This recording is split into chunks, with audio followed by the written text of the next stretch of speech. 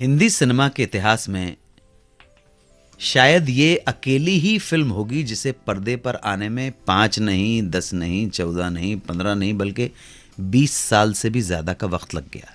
ये बात है 1960 के शुरुआती दशक की, जब निर्माता निर्देशक के आसिफ ने एक फिल्म का निर्माण शुरू किया। इससे पहले आसिफ साहब मुगले आजम बना चुके थे और इस फिल्म को बनाने में उन्हें 9 साल लगे थे।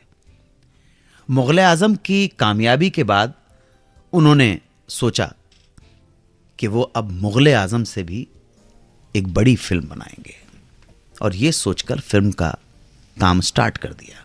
ये फिल्म लैला मजनू की मोहब्बत पर आधारित थी।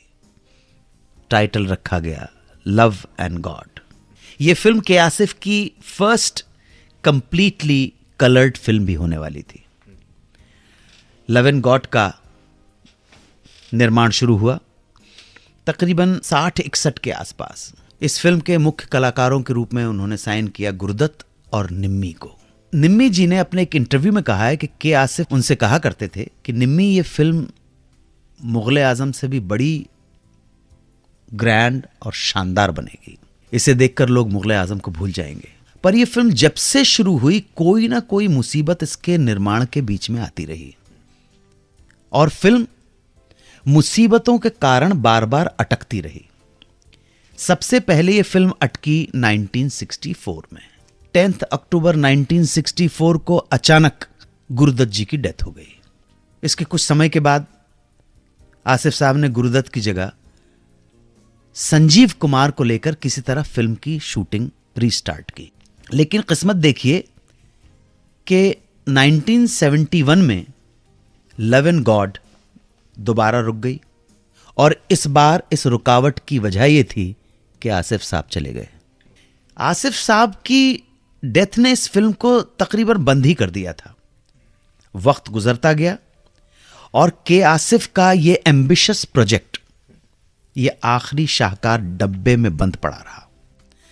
80s आते आते निर्माता निर्देशक केसी बुकाड़िया की कोशिशों के बाद और के आसिफ की पत्नी अख्तर आसिफ की सहायता से इस फिल्म को किसी तरह से रिलीज के काबिल बना के 20 वर्षों से भी ज्यादा टाइम के बाद साल 1986 में रिलीज किया। निम्मी जी की भी आखिरी फिल्म थी।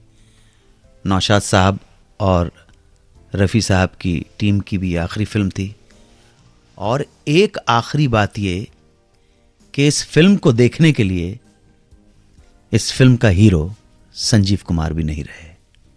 मजनू का रोल कर रहे थे कैस।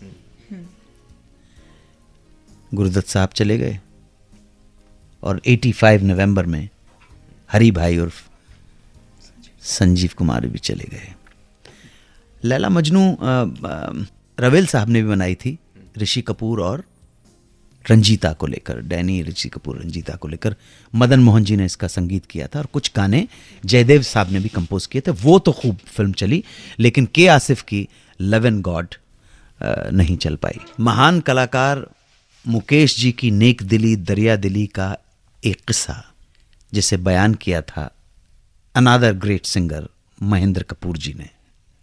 ये किस्सा जानने के लिए जुड़े रहें आप मेरे साथ सुहाना सफर विद अन्नू कपूर में, सिर्फ 92.7 बिग एफएम पर।